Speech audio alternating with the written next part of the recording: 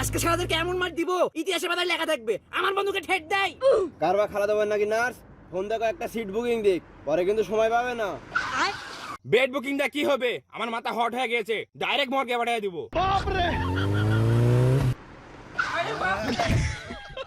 কোন ছেলে ঠেট দিছে রে? দেখা দিক।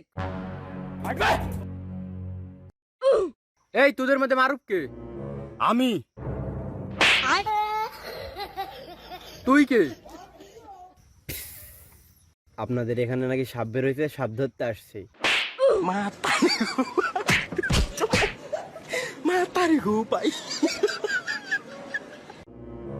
তার কথা শুনে আগে বেড বুকিং দা ভালো ছিল, কে জানতো বেডে আমি আসবো, তারা পালালো কেন? কোথায় পালিয়েছি?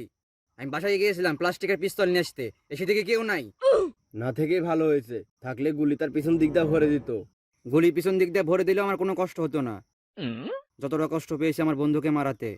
মান সম্মান আর কিছু থাকলো না।